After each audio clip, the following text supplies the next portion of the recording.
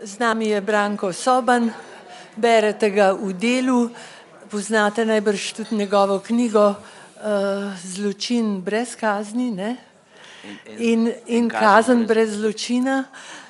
Skratka, ne bom posebej predstavljala, ker ga poznate. Ta film je, ta zgodba je ena strašna zgodba, v kateri gre glavnemu junaku res vse, kar lahko gre narobe, gre narobe. In zgrajena je pravzaprav tako, ne, da najprej razpada navzven, ne, v soočenju z oblastjo, potem pa začne zgodba še navznoter razpadati. Bomo o vsem tem govorili, mogoče najprej o tem, zdaj, to je fikcijski film. Narejen je tako prepričljivo, da imaš občutek popolne avtentike, ne. In me zanima kot poznavalec razmer, koliko je ta film verodostojen? No, točno to sem hotel povedati, ne da bi me to vprašali. Film je v bistvu grozljiv, ne, če uporabim to besedo, še toliko bolj grozljiv prav zato, ker je resničen, ne. Je v bistvu nekakšna freska, nekakšna zrcalna podoba današnje, če lahko tako rečem, Putinove Rusije. Vse, kar se dogaja v filmu, se v bistvu dogaja tudi v resničnosti, ne. To se dogaja seveda predvsem tistim majhnim ljudem na dnu družbene lestvice, dogaja se to seveda tudi tistim, ki se ne strinjajo zdajšnjo Putinovo politiko. V tem filmu se veliko govori o resnici in svobodi. Rosa Luxemburg je denimo dejala, da je svoboda vedno in izključno samo svoboda tistih, ki razmišljajo drugače. Ne, ampak za te, ki razmišljajo drugače v današnji Putinovi Rusiji, ki nekako se vrača v stare sovjetske čase, vsaj ko gre za politiko in za odnos do ljudi, ne, te svobode za te ljudi ni. In Kolja, ne, ta nesrečni glavni junak tega filma, je v bistvu dokaz za to, ne, v bistvu Zvjagincev je v tem filmu posnel današnjo Rusijo, ne. Kako en majhen človek, ki se mu godijo krivice, v bistvu ne more nič doseči v tem svojem boju s tem Leviatanom, ne, ki se imenuje država. Ja, zdaj ste Leviatana, ta naslov omenili, ne.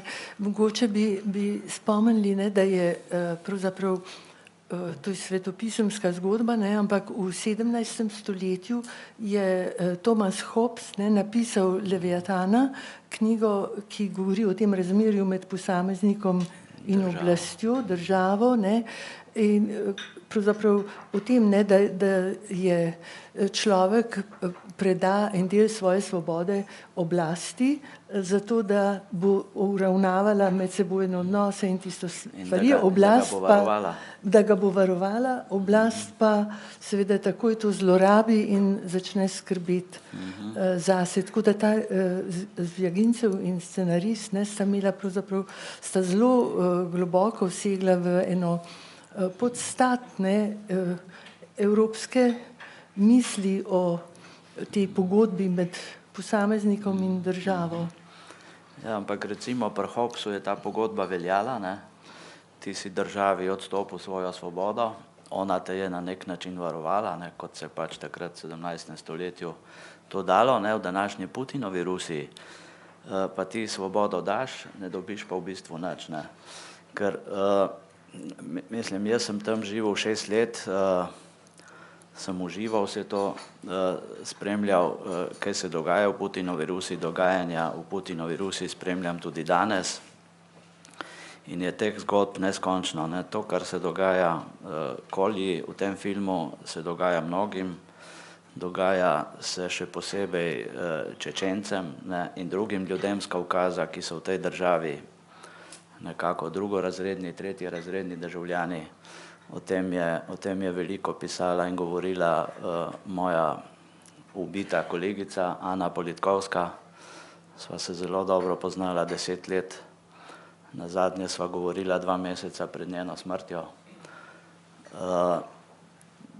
Ona je opisovala te stiske majhnih ljudi, zlasti iz Kavkaza, ne, povem primer, recimo, če Čečenci pridejo v Moskvo, ali pa se dogaja tudi to, kar na Kavkazu, ni treba, da prideš v Moskvo, en profesor iz Nalčika, profesor zgodovine iz Nalčika, to je glavno mesto Balkarije, mi pravi, recimo tisti hip, ko pride službeno v Moskvo, ga na letališču ali na železniški postaji že čakajo policaji, pa pravijo, daj 5000 rubljev, če ne boš 3 dni v zaporu. Ne, mislim, na tak način izsiljujejo te ljudi, te drugorazredni ljudi. Čečencem pa na primer jih aretirajo, podtaknejo v žep kakšen gram mamila in dobi par let zapora, ne, čist. To se majhnim ljudem nenehno dogaja, ne, tako da ta pogodba med državo in posameznikom, ne, o kateri govori Hobbes, v današnji Rusiji v bistvu ne velja, ne. Oblast, zdajšnja ruska oblast, tudi v filmu to vidimo, ne, predstavljajo ta župan Vadim, ne, on v filmu jasno pove, ne, nikoli nisi imel nobenih pravic in jih nikoli ne boš, ne. To je praksa, ki se v bistvu nenehno ponavlja. Oblast govori o zakonih, ne, ampak v bistvu je to nekakšno brezzakonje, ne. Ana Politkovska denimo govori o konzerviranem brezzakonju, ne, tega pokrova nad tem brezzakonjem je nemogoče, tega pokrova se ga ne da odpreti. Ne, in zdajšnja Rusija živi, mislim, tudi Putin pogosto govori o zakonih, ampak zakoni veljajo samo za tiste, ki so proti njemu, ne, za prijatelje pa veljajo druga pravila. Mislim, da je Štefančič pisal v Mladini o tem filmu, pa je nekako imel tole posestvo, to hišo, ne, to parcelo kot eno metaforo za Ukrajino. Ja, lahko za Ukrajino, ne. V bistvu film v resnici ponuja neskončno ogromno metafor, ne. Lahko je prispodoba za Ukrajino, lahko je prispodoba za Gruzijo, ne, ki se je zgodila 6 let pred Ukrajino. Ne, zame osebno je bil takratna vojna z Gruzijo znak, da bo naslednja na vrsti Ukrajina, ne, ker je pač Ukrajina za Rusijo strateško pomembnejša, ne, od Gruzije. Lahko je metafora za Čečenijo, lahko je zdaj metafora za Sirijo. Ogromno metafor ponuja ta film. Pa zanimiva je tudi, kako je v filmu tudi izpeljana dobro ta sprega, ne, med različnimi vejami oblasti in cerkvijo. To je resnično izjemno, Zvjagincev je to izjemno dobro pokazal, ne, ker ta naveza med cerkvijo in državo je v bistvu traja, ne, lahko rečemo je večna, od carskih časov naprej. Za časa Sovjetske zveze je bila cerkev seveda uradno preganjana, ampak danes ni več nobena skrivnost, da je cerkev v bistvu tudi za časa Sovjetske zveze neuradno seveda kolaborirala z državo ves čas, ne. Prejšnji patriarh Aleksej II., jaz sem imel priložnost z njim delati intervju, je bil znan kot sodelavec KGB, je imel tudi svojo šifro, ki se jo zdaj ne spomnim, ampak so našli ta dokument, je bil objavljen.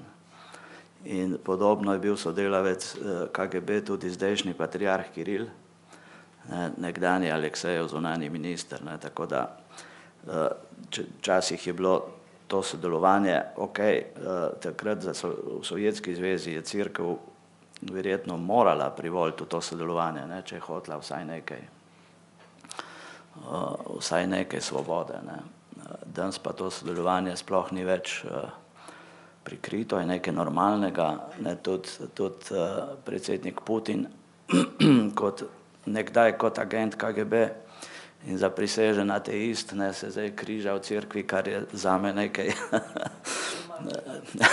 ja, domačega in ampak za agenta KGB tudi nekaj nepojmljivega, ne. In zame, ne, osebno, ta odnos, no, to sprego med državo in cerkvijo, ne, ki je po ustavi sicer ločena, tako kot pri nas, to težko razumem, ne. Sam sem recimo gledal, ko sem delal kot dopisnik v Moskvi, kako je prejšnji patriarh Aleksej II. Blagoslavljal ruske čete, ki so odhajale morit v Čečenijo, ne. Pa kje je tukaj cerkvena morala, kje je tukaj pravičnost? Mislim, to je nemogoče. Ne, te ruske čete, ki jih je blagoslavljal, so v Čečeniji počele strašne vojne zločine, ne, tam je bilo mrtvih 300 000 ljudi. In podobno zdaj blagoslavljajo tudi rakete, ne, ki padajo po Siriji, ne, mislim. Če kdo to razume, jaz ne razumem tega. Ja, se je tudi ta zadnji govor, ne, o Jobu, ne, je tako značilen, ne, bodi, mislim, ukloni se, ne, in seveda. Pa boš imel mir. Se točno, v bistvu oblast zlorablja cerkev točno zato, da drži tiste spodaj še v večji podložnosti, ne, Bog se vidi, ne, oblast tudi. Je pa dosledno v filmu, ne, v scenografiji, ne, so vedno tam, kjer je treba, so Putinove fotografije, ne, Ja, to je ja. zelo dosledno. Ja, ampak je pa to, ko sem prvič gledal film, ne, zdaj sem ga drugič, te stvari še bolj padajo v oči, ker že poznaš približno, kaj se bo zgodilo, ampak je bil pa tukaj Zvijagincev vendarle toliko previden, ne, tega pa ni hotel tvegati, ker bi se lahko zanj slabo končalo, že zdaj je imel probleme zaradi tega filma. Ne, če se spomnite, ko so streljali Tarče. na Tarče, ne, med njimi so bili vsi do Putina, ne, ne, tudi še Jelcina so imeli na glavo, malo na glavo obrnenega. Ne, če bi si pa Zvijagincev, jaz mislim, da je to hotel narediti, ampak ni hotel tvegati, ne, ker bi bilo pa v resnici prenevarno. Ja, tudi manj verodostojno, ker ti policaji najbrž se ne bi upali, čeprav je bila taka, ne gre skupaj, ne, tako da je pazil, je pa ta podoba tega Vadima, ne, lik, figura, je pa Jelcinu, ne, v bistvu podobna, mogoče po krivici malo, ampak. Jaz mislim, da malo po krivici, ne, pač jaz sem živel v Rusiji točno na tem prehodu, ne, med Jelcinom in Putinom, ne, če se malo pohecam, ne, seveda za novinarje ni praznika, ni sobote, ni nedelje, ampak meni je Jelcin takrat pokvaril novoletne praznike, ker sem imel obiske iz Slovenije, ne. Točno na Silvestrovo se je zgodil tale, jaz temu pravim, mehki, žametni prevrat, ne. Takrat je malo tujih časopisov pisalo o prevratu, ampak pol so ugotovili, da se je to res zgodilo, ne, tako da sem imel tisti feeling, kaj se dogaja. Jelcin v bistvu ni bil več element te igre, ki se je začela s prihodom Vladimirja Putina najprej na čelo vlade, ne, kamor ga Jelcin postavil izključno zato, da mu ščiti hrbet, da se ne ponovi zgodba s Čaušeskom, ne, ker v bistvu so ga že Jelcina so v Dumi že začeli proces impeachmenta, ne, to je ena lepa ruska beseda. Ogromno je tujk v sodobni ruščini. Ja, seveda, so jo takrat s Clintonom, od Clintona so jo pograbili. Ja. V bistvu je ta Vadim, ne, ta župan, seveda koga spominja na Jelcina, ampak zame je ta Vadim v bistvu predvsem prispodoba, ne, zdajšnje ruske oblasti, ne, tam je omenjena beseda, tudi on, mislim, da jo izgovori vertikala, ne, to je točno Putinov izraz, ne, vertikala oblasti, ne, to je bila njegova prva naloga, ne, ko je prevzel vodenje države, centralizirati stvari, ne, narediti eno vertikalo od vrha navzdol, ne. In na vsej vertikali v bistvu imeti svoje ljudi, ne, kar Vadim točno pove, ne, ta odvetnik je imel neke dokaze proti njemu, za katere seveda ne zvemo, ampak to za film niti ni pomembno, ampak tudi najbolj trden dokaz v bistvu ne pomeni nič, ne, če si del, člen te vertikale oblasti, ne, ki te ščiti pri vseh tvojih početjih. Ne. In to je Vadim, se je tega dobro zavedal in je zato lahko s tem nesrečnikom Koljo počel vse, kar se mu je v bistvu zljubilo. Ne. Uničil je človeka, ker je pač hotel tisti prekrasen kot zemlja. Ne. In ta vertikala temelji na stvarih, ki so se pred tranzicijo, na KGB-u. Točno, ja, ta vertikala oblasti je obstajala v sovjetskih časih, ne. Putin jo samo obnavlja. Ne. In recimo v sovjetskih časih, ne, se je govorilo o demokratičnem centralizmu. Ne. Smo slišali, ja. To je govoril Brežnjev. Ne. Brežnjev je bil zagovornik te doktrine, Čehoslovaška je bila ena prvih žrtev, ne, tega demokratičnega centralizma, ker ni demokratično poslušala centrale. Ne. Zdaj pa Putin je pa to stvar obrnil narobe. Ne. Če smo prej govorili o demokratičnem centralizmu, se zdaj govori o centralizaciji demokracije, ne. Ne, ki v bistvu ni demokracija. Ne. To je zame je zloraba, ne, te žlahtne besede, ki jo seveda, če smem dodati, ne zlorabljajo več samo v Rusiji, ampak že tudi marsikje drugje na Zahodu, kjer je demokracija najprej dobila domovinsko pravico.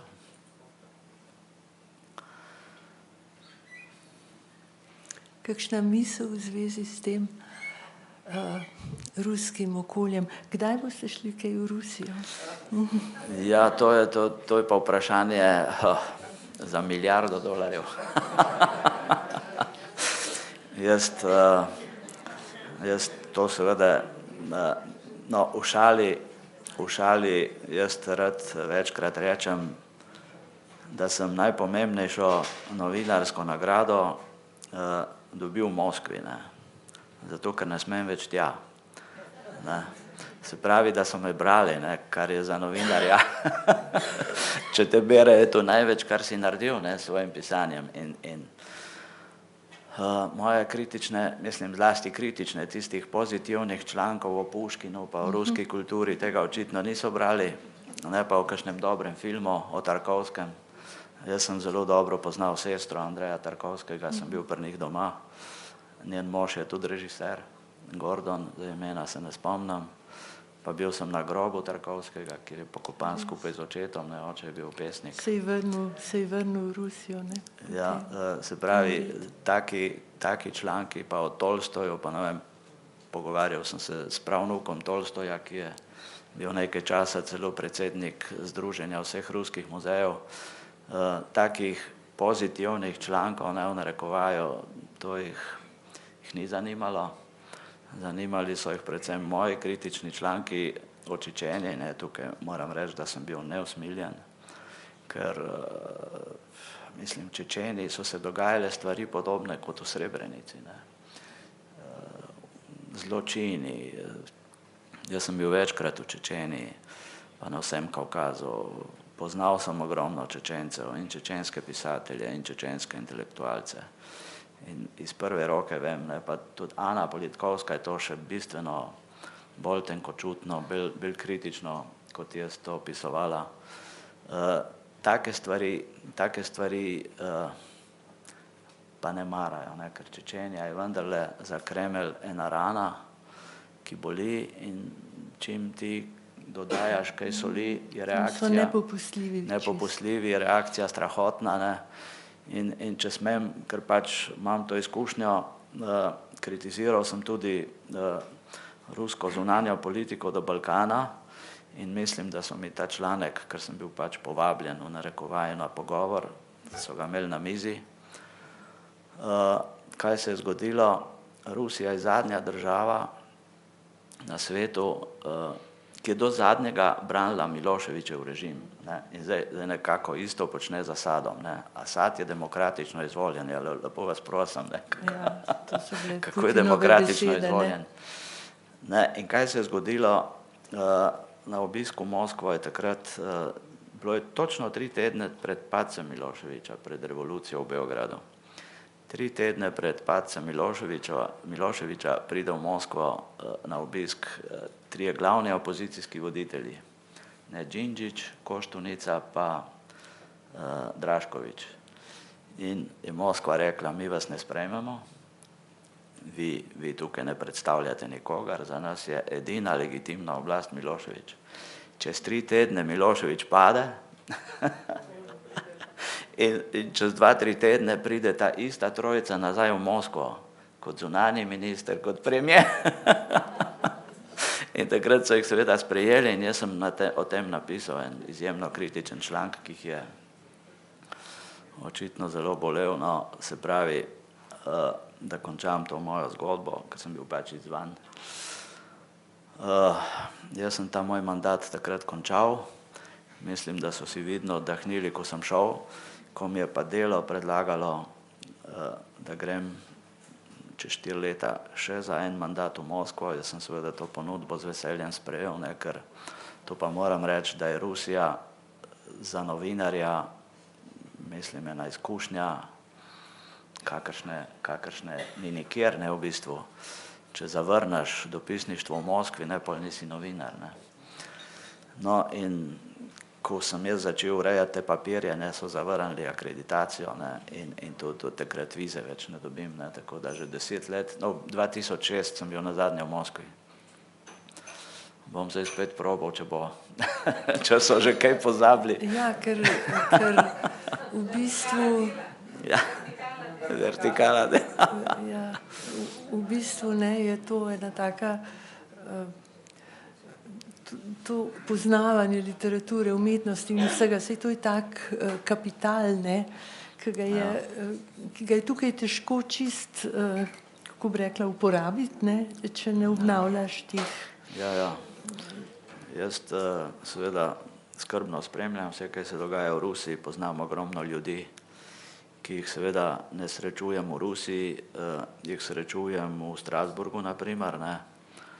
Tja v Strasburg jaz zahajam zlasti v Svet Evrope, malo manj v Evropski parlament, ker Svet Evrope je inštitucija, ki združuje vso Evropo, ne, za razliko od Evropske unije, ne. V Svetu Evrope je 47 držav, med njimi tudi Rusija, Turčija, ves Kavkaz, ne, česar v Evropski uniji ni. In tudi ta Svet Evrope, ne, kjer je dom tudi tega Evropskega sodišča za človekove pravice, ki v bistvu rešuje, ne, v mnogočem rešuje te navadne ruske državljane, kot je bil Kolja, ne, ker če ne dobiš pravice na sodišču doma, se lahko pritožiš v Strasburg, ne, in Rusija je po številu pritožb na prvem mestu v Evropi, ne, največ pritožb na sodišče za človekove pravice v Strasburgu pride iz Rusije. Potem druga je Turčija, ne, zanimivo. Glede na število prebivalstva smo pa tudi mi precej visoko, ne, glede na število prebivalstva, ne. Ker smo pridelali, ne, z enimi dvemi potezami.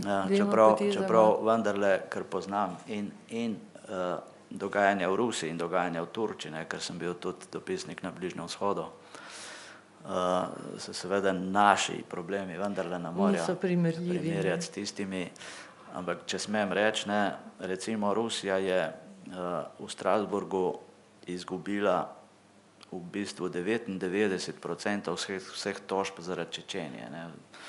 Do zdaj je bila zaradi Čečenije kaznovana že, mislim, 250-krat, ne. Ampak ne moreš, seveda to so posamezni primeri, posameznik se lahko pritoži, ne moreš cela Čečenija naenkrat tja, ne, to je nemogoče, gre za posamezne primere in Rusija tukaj izgubi v bistvu vsak primer, mislim, da enega ali 2 ni, ne, ker gre za tako grobe kršitve Evropske konvencije o človekovih pravicah, ne, ki je listina nad listinami, to je dokument nad vsako ustavo, tudi nad našo, zato tudi mi izgubljamo, ne. brez tega Strasbourga ne bi bile krivice, ki se dogajajo v Rusiji, še bistveno večje. Ali je to, da v Rusiji, da je v času Putina vendar standard nekako narasel, ne, da se ljudje nekako bolj živijo, a je to razlog za njegov, kako bi rekla, njegovo trdoživost, kar se volitev tiče, ne, na vse zadnje? Ja, to so izjemno kompleksne teme, kompleksna vprašanja, ne, o katerih bi lahko govorili 3 dni, ampak ne gre. Recimo, ko gre za volitve v Rusiji, imam tudi jaz svoje mnenje, ampak najlepše je to povedal Vytautas Landsbergis, prvi predsednik Litve, sva dobra prijatelja, bil je tudi 8 let poslanec Evropskega parlamenta in ko sem ga po tej zamenjavi, ne, se že to vse pove, ne, v Rusiji ni volitev, ne, v našem pomenu besede. Kdo bo predsednik, kdo bo premier, se zmenita Putin pa Medvedjev, ne. Zato ne rabita volitev, volitve so samo nekakšna Potemkinova vas, nekakšna fasada za mednarodno javnost, pa tudi za domačo javnost, ne. In ko sem ga po tej taktični, ne, rošadi v Kremlju, ne, ker pač tukaj Putin ni hotel mimo ustave, ne, zaradi mednarodne javnosti, ne zaradi sebe, ki mu pač dovoljuje samo 2 mandata, sta se zmenila za 4-letni premor. Pa nazaj. V tem času je Medvedjev mu še podaljšal mandat, ne, 4 let na 6. No, in ko Landsbergisa vprašam, ne, kako on gleda na to rošado v Kremlju pa na volitve v Rusiji, pravi to, kar sem že jaz povedal, ne, volitev ni, kajti v Rusiji o vsem odloča samo en volivec. Se pravi, volitve so samo nekakšna fasada za nas. Ne. In tudi poznam recimo opazovalce, ne, ki hodijo na te volitve v Rusiji, tudi zlasti radi gredo v najbolj oddaljene kraje, ne, ker v Vladivostok ne moreš vsak dan, ampak kot opazovalec pa lahko greš. Jih opozarjam, ne, mislim, na volišču, kjer boste vi, ne, pa tudi pol, ko pridejo nazaj, se pogovarjamo, ne, na volišču, kjer boste vi, ne bo nobenih nepravilnosti, tam bo vse v redu. Ne, stvari se dogajajo prej pa pol, ne, ker je že Stalin rekel, to je njegov znameniti izrek, ne, ni pomembno, kako se glasuje, pomembno je, kako se šteje. Ne. In to so pa v Sovjetski zvezi, no, kjer tudi ni bilo volitev, ne, zdaj imajo neko farso volitev, ampak šteti pa znajo to pa. Če gledava ta film še malo tako vizualno, jaz bi upozorila tudi na to, kako je dosledno narejen, kolikrat se recimo to okostje pokaže, ne? Ne? Tudi čovni, ampak pol tisto okostje, ker ta Leviatan je morska pošast in to je, ampak je to tako na en fin način prikazano, ne? Izjemno umetniško, ja. Ja, tako da ni nasilno, ne, taki posnetki so radi tako preveč na prvo žogo, ne, ta je pa tako lepo speljan. Imam pa zdaj jaz eno vprašanje v zvezi z razvojem te zgodbe same, namreč, ko se začne znotraj krhati, ne. Režiser Möderndorfer, namreč bom vprašala, kako je umrla Lidija? Samomor je naredila, ne. Ja, jaz sem tudi mislila, to vsi tako, ali ima kdo kakšno drugo misel? Če smem, ne, tukaj, o tem sploh ni dvoma, ne. Tisti, ki pozna Rusijo, sploh ne dvomi o tem, da je to bil samomor, ne, ker takih konstruktov, ne, kot so ga naredili proti Kolji, ne, to v praksi jih je na stotine vsak dan. Preprosto te obtožijo mora stvari, ki jih nisi naredil. Jaz sem rahlo posumil, da bi sin, ne Roma, pa vidiš, kako je on pravzaprav prizadet na morju, pa vidiš, da to je bilo instalacija policije. Da je on v tistem bercu otroškem. Ja, Jaz sploh nisem na kaj drugega pomislila, zaradi tega, ker je bila ona tudi preden je odšla, ne, je bila šla desno, drugače v službi šla vedno levo. In tam je ona točno zavestno je šla.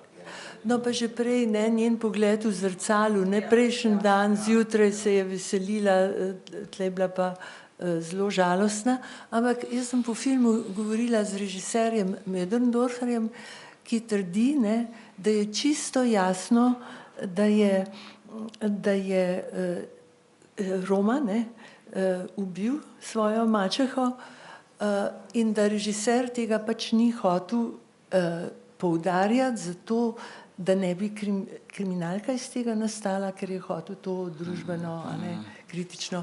In zato sem vprašala, jaz sem danes pozorno gledala, a je kakšen indic, da bi ta mal, ali pa je kdo drug videl kakšen indic? To gradivo, ne, zato te pol vodi, ampak samo to, ampak potem nekako v tem groznem filmu, narekovaju rečeš ne. Ja, saj grozen, ja. Ja. Ja. Pa rečem, zlati pa pol na to vertikalo. Ja. Ne, sej umetnost filma, literature, vsake umetnosti je v tem, ne, da ti odpira več možnosti, da pač razmišljaš, ne, se to je poslanstvo vsake umetnosti, vsakega filma, vsake knjige, da razmišljaš o tistem, kar je bilo povedano, ne. In ta opcija, ne, ki jo omenja Möderndorfer, je seveda možna, ne, ampak jaz Kot poznavalec. kot poznavalec Rusije in poznavalec takšnih konstruktov, kot jih je v današnji Rusiji ogromno, ne, si upam trditi, da je Lilija naredila samomor. Pa še tam je, ko je župan sam, ki je, ne, tam, ki je telefonski poziv, on točno ve, kakšna je situacija, samo potrditev je dobil, da je dobil 15 let. Je rekel, no, to ga bo... Izučilo, ja, no, seveda. Naprimer. Ampak še ena stvar je zanimiva, ne, kako je film grajen na vsem tem, kako naključja tudi lahko gradijo zgodbo. Ne. Ker vse to, kar se zdaj pogovarjamo, namreč je izjemno zanimivo. Mi smo čutili, da je naredila samomor. Ona je prejme krivde nosila vse to za sabo nerešeno situacijo. Pol zgodba sama je pa tako mojstrsko speljana s tem kladivom, ki je bilo najdeno in tako naprej, vsi ti indici. Ampak mene še nekaj drugega me v celem filmu zelo, zelo nagovarja. Ta ruska duša, ki je blizu nam, ne, ampak po drugi strani pa to utapljanje vseh težav in vsega v neizmernih količinah vode. Zdaj, mi smo to postarili vsi, da smo že kdaj bili opiti, ne, in vemo, da v tistem stanju človek ima zamegljeno zavest. In sprejemanje nekih odločitev, vsega tega, tako na strani oblasti kot navadnih podanikov. To me zanima, kako je gospod Sovan dobil to. Ja, to je v resnici strahoten problem, ne, ki se vleče vso rusko zgodovino, ne. Za časa Petra Velikega vodke niso pili iz steklenic, ampak iz veder, ne. In imate na starih steklenicah vodke Smirnov še danes, ne, piše, je mera vedro, ne, ni ne vem, piše 1/24 vedra ali nekaj takega piše na steklenici. To je v resnici grozen problem, tega je ogromno, to se dogaja v provincah, ne, zlasti najbolj na severu Rusije, kjer je že klima izjemno depresivna, ne.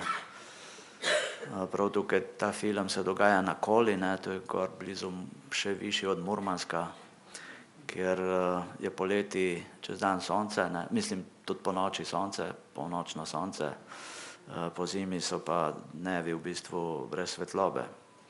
Je izjemno depresivno ozračje,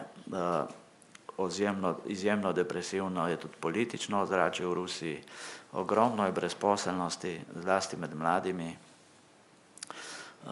Tisti razpad Sovjetske zveze leta 1991, ne, ko so ljudje v bistvu čez noč izgubili vse, ne.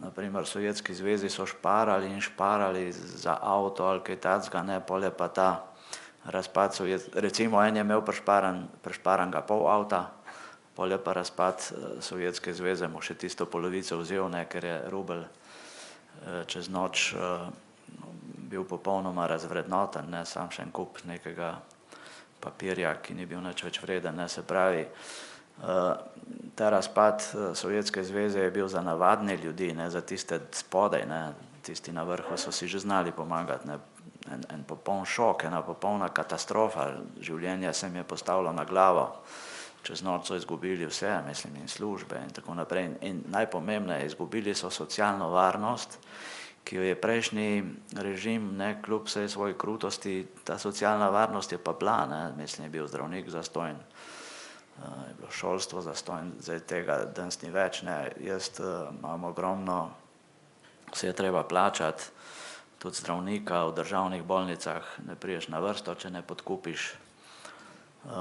In recimo tudi zdravila je treba plačevati, jaz neštetokrat, ko sem sebi kupoval kakšna zdravila v lekarnah, pridejo kakšne stare ženice, pa najprej vpraša, koliko stane zdravilo.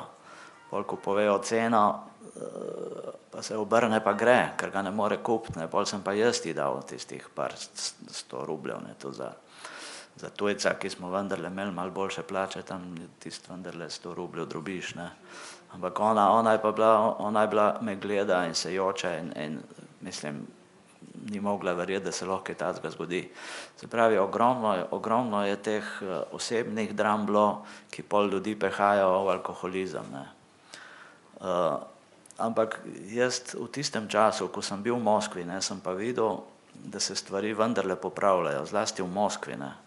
V teh velikih mestih, kjer kapitalizem danes sili ljudi, moji znanci tudi delajo od jutra do večera, ne vem, v bankah, inštitucijah, na univerzah, se je ritem dela popolnoma spremenil in če hočeš ti preživeti, ne, moraš pač opustiti tiste stare navade, alkoholne in tako naprej. Tako da sam sem v 6 letih, kolikor sem jih preživel v Moskvi, videl ta premik, ne. Ko sem prišel v Moskvo, pa pol, ko sem odhajal, je bilo tega pijančevanja, ne, zlasti v petkih zvečer, ne, ko je po Moskvi vse ležalo zvečer, tega bistveno manj. Kako pa razumete to, kot je prikazano v tem filmu, feminizacijo sodstva in nekatere take oblastnih pozicij? Ja, ta feminizacija, mislim, se ne dogaja samo v Rusiji, ne, mislim, da se dogaja tudi na Zahodu, tudi pri nas, ne, so poklici, ki se zelo feminizirajo, moram reči, da tudi moj poklic, ne, je zmeraj, če primerjam, ko sem začel kot novinar, ne, pa danes je, jaz lahko rečem, da v moji hiši je danes že več žensk, deklet kot včasih. Mislim, da to tudi za Rusijo ni nič posebnega, je pa seveda te razlike med spoloma so in v Sovjetski zvezi in v Rusiji so danes bistveno večje kot kje drugje, ne. Točno zaradi tega moški umirajo tudi alkoholizem, eden od vzrokov, umirajo zelo mladi, ne, mislim, zdaj ne vem, sicer ta povprečna starost se sicer dviga, ne, tudi zaradi standarda, ki je višji, ampak zdaj pri moških mislim, da je tam nekaj čez 60 let. V današnji Rusiji ženske pa živijo tudi, mislim, da že blizu 80, ne, povprečna starost in je tudi zaradi tega žensk bistveno več kot moških, ne. Še zlasti Rusija in prej Sovjetska zveza je v bistvu v resnici en tak demografski fenomen, ne. Ker če vemo, ne, da je Sovjetska zveza izgubila v drugi svetovni vojni več kot 20 milijonov ljudi, v glavnem moških, ne, seveda so bile tudi ženske partizanke, pa to, ampak v glavnem moški, pa če upoštevamo še Stalinove čistke, ne, v 30 letih, kjer je spet izginilo na milijone in milijone ljudi. Jaz sem imel čast se pogovarjati s človekom, ki sem ga izjemno spoštoval, Aleksej Jakovljev. To je bil idejni oče politike perestrojke in glasnosti, ne, desna roka Mihaila Gorbačova. in tudi prvi predsednik te kremeljske komisije za rehabilitacijo političnih žrtev. Sem tudi imel intervju z njim, ki je tudi v moji knjigi. On celo pravi, on je bil eden prvih, ki je imel pogled v te papirje KGB, eden prvih kot predsednik te komisije, in pravi, da tu, ko je začel brskati po tistem, je bil zgrožen. Je bil zgrožen, ni mogel verjeti svojim očem, čeprav je kot član partije in član CK-ja v Sovjetski zvezi vedel za ogromno stvari, se mu niti približno, to mi je povedal, niti približno se mu ni sanjalo, kako razsežno je bilo to. In on pravi v svojih knjigah, da je pod Stalinom izginilo 60 milijonov ljudi. Seveda te številke je nemogoče dokazati, ker tudi papirji izginjajo, sorodnikov ni več, ampak on je dal eni knjigi svoj naslov, to bilo treba prevesti, morda bom jaz kdaj, je dal naslov Krestosev, je naslov knjige. Zdaj to se težko prevede v slovenščino, lahko bi rekli dežela, ki je posejana s križi. Kamorkoli stopiš, tam boš najdel kost. Jaz sem stal v Katinu, to me je posebej, sem hotel tja, ta katinski gost, kjer so pobili Poljake, 20,000 poljskih oficirjev, zato sem se tudi pogovarjal z Andžejem Vajdom, ko je posnel ta film, sem prav hotel se o tem pogovarjati. Ampak v Katinu... Oče njegov, ne? Oče, ko ste omenili očeta, on je ta film hotel posneti zaradi očeta. Pravi, to je bil moj dolg do mojega očeta. Za časa komunizma se filma o Katinu, ki je bil prepovedana tema, o Katinu se ni smelo govoriti, je bil tabu, takrat ni mogel posneti tega filma, pol, ko se s padcem Berlinskega zidu in prejšnjega režima, je pa Vajda končno lahko naredil ta film in se na ta način oddolžil očetu. Ampak Katino, jaz sem tam bil, zdaj seveda Poljska pa Rusija sta tisti poljski del izjemno lepo uredili, je spominski park, se splača pogledati, čeprav je žalosten kraj. Ampak niso pobiti samo Poljaki, 20,000 Poljakov, ampak je pobitih par 100,000 Rusov. Par 100,000 Rusov. Tam so ogromno, tam jih je NKVD pobijala, te nasprotnike režima, v času čistk. In sploh ni, se to je nemogoče, nekako zdaj 70-80 let po dogodku, je nemogoče ugotoviti natančno število žrtev, ni papirjev več, ni sorodnikov, nemogoče je ugotoviti točno število vseh žrtev, se pravi, da gremo nazaj. Po vojni je bila, se pravi, strahotna ta demografska razlika. Ogromno žensk je bilo, mislim, moških je bilo toliko manj. In zdaj se ta demografija se prenaša v naše čase. Tudi zaradi te visoke umrljivosti med moškimi je zmeraj več žensk. In tako da je feminizacija poklicev v bistvu en logičen proces. So pa tudi med temi sodniki je bila žena, od župana. Ali sem jaz sem tako videla? Ne, mislim, da ne. Ne? Tam v cerkvi ni bila tista gospa, ki je z njim stala? Ja, je bila?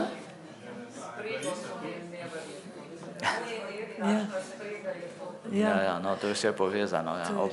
Oblast je povezana med sabo. Ja.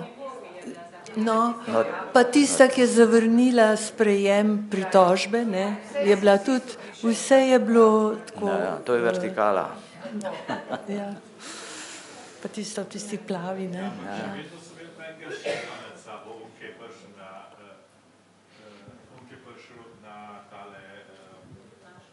On, ki je prišel na Mašo, gospod visoki, ki se... Ja, seveda, tle je... To je bilo... Tisti je pa vrh vertikale. Na lokalnem nivoju v bistvu je bilo to, zdaj... Ja, film je... Prosim?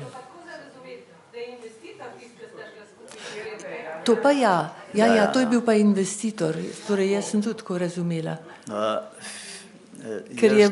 ker je rekel, da to bomo takoj in investitor se tudi ni nič, kako bi rekla, oblastno, ne.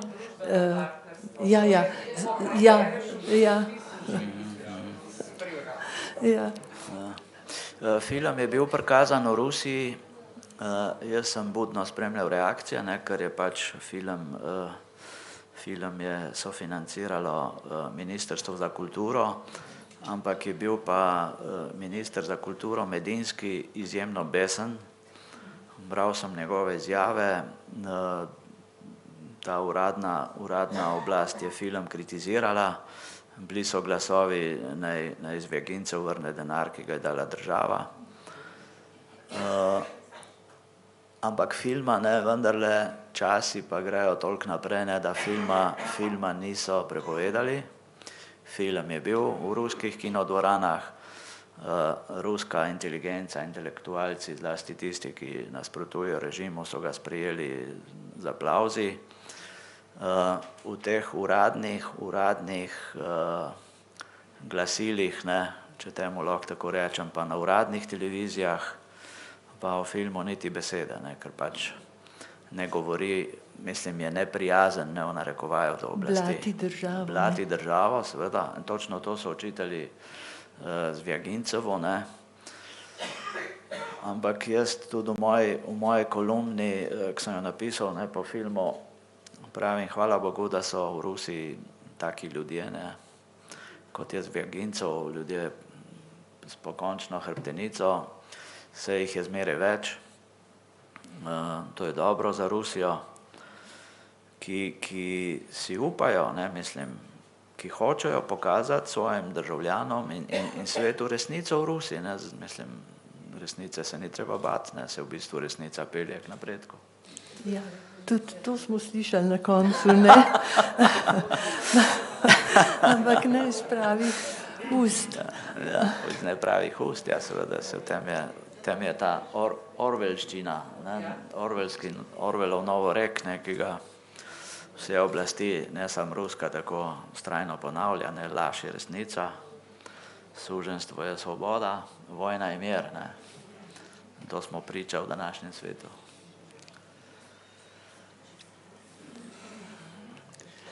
A smo že pozni? A sem preslišala mogoče ti družinski prijatelji, mož pa žena, ki je on policaj.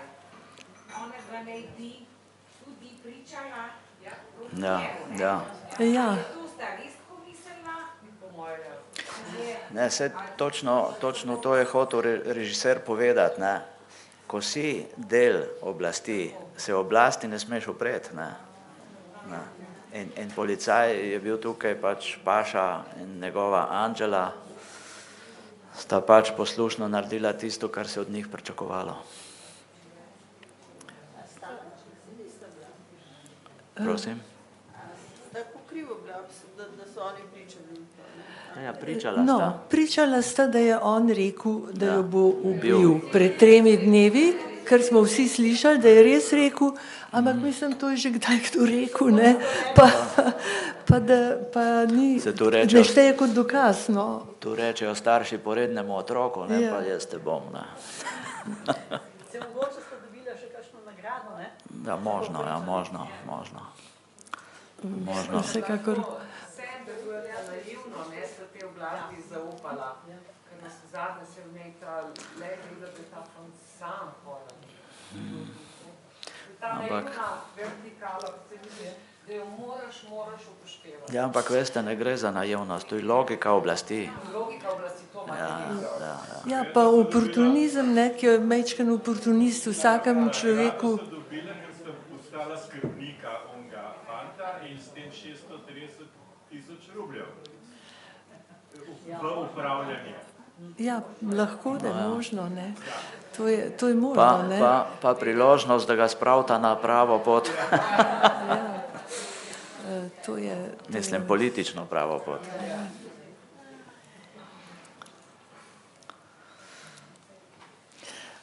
Boste še povedali nekaj malega o letošnji Noblovi nagrajenki, ker jo dobro poznate in bi bilo fino malo o teh njenih knjigah povedati.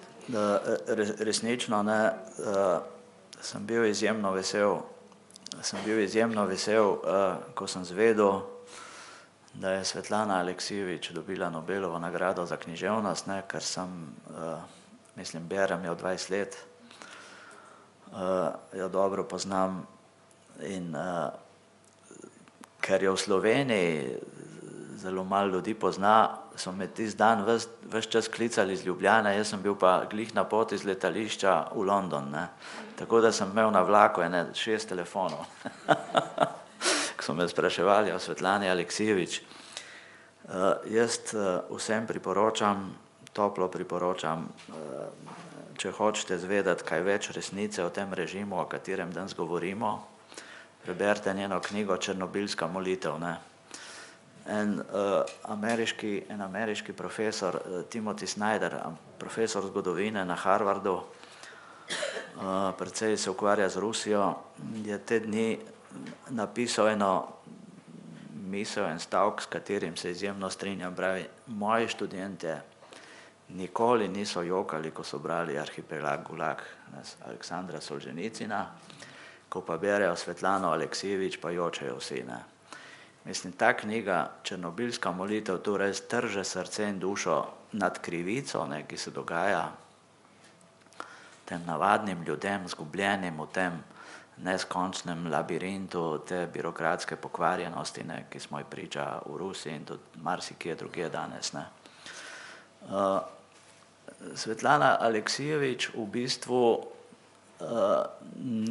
ni pisateljica v tistem pomenu, ne, kot Tolstoj, Čehov ali drugi velikani svetovne in ruske literature, je pisateljica dejstev, ne. Ona operira v svojih knjigah samo z dejstvi, ki so pa tako kruta, da boli. Ne. In ona piše o Černobilu, piše o vojni v Afganistanu, ne. Naslov tiste knjige o vojni v Afganistanu je Cinkovi fantje, ne, če prevedem. Zakaj cinkovi, ne, ker so domov prihajali v teh cinkovih krstah, ne. Piše same take stvari, ne, ki jih oblast noče brati, ne, noče brati. In točno in govori seveda o tistem, kar smo danes videli v filmu, ne, kako se ta oblast obnaša do ljudi, ne. In ona zdaj v tej zadnji knjigi, ki je šla pred 2 letoma, v ruščini je Vreme second hand, ne, to bi prevedli čas iz druge roke.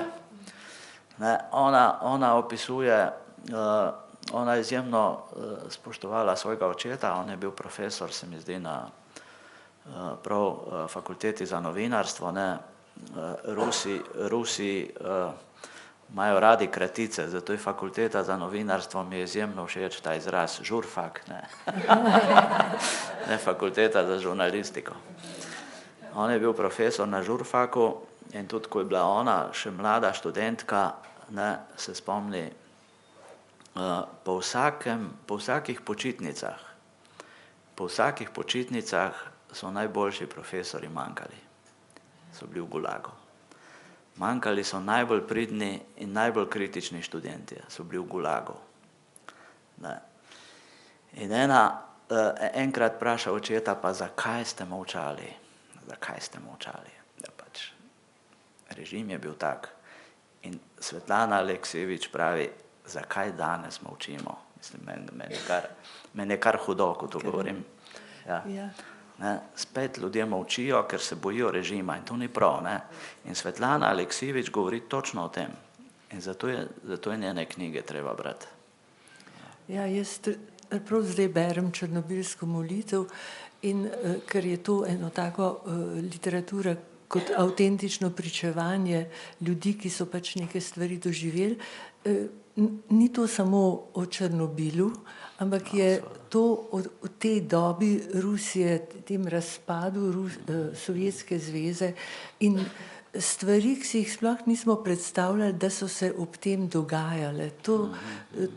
Ta notranja trenja, ki jih ni bilo, ne, tako kot pri nas v Bosni, na primer, ne, tudi nismo imeli pojma, kaj se bo.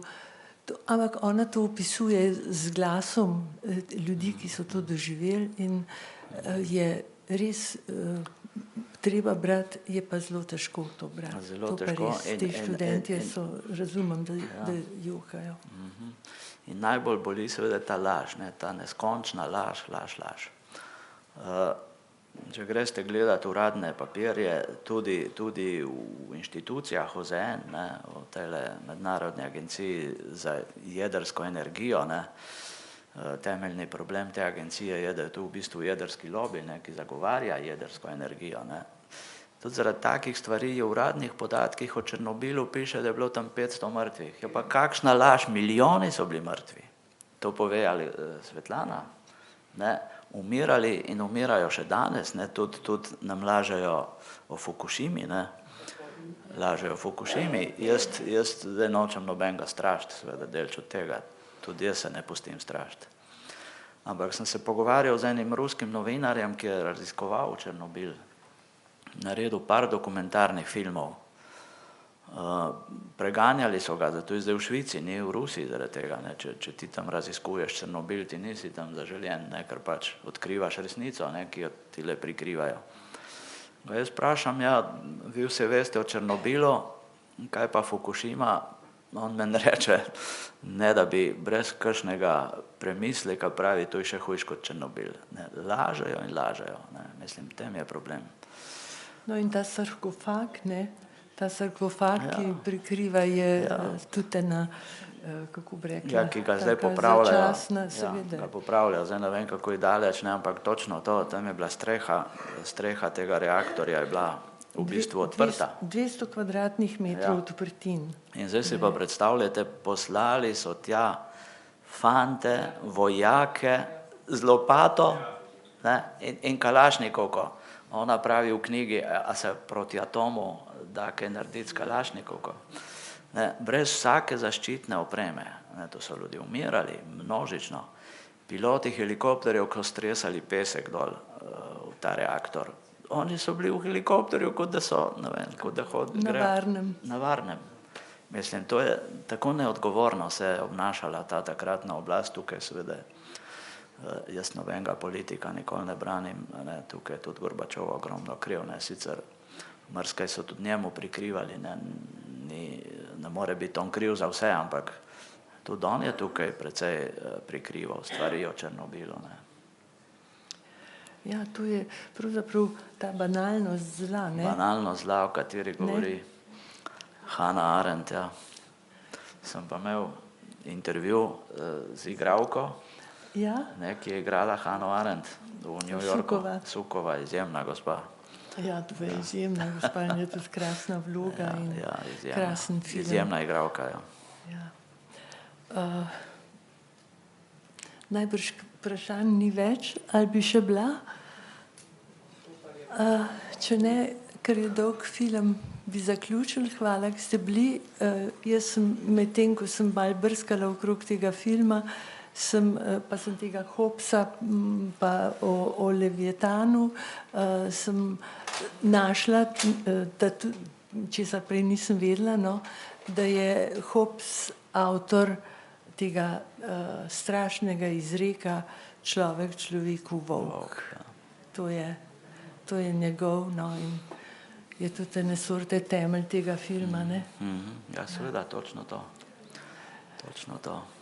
Hvala, gospod Soban, da ste prišli. Hvala vam.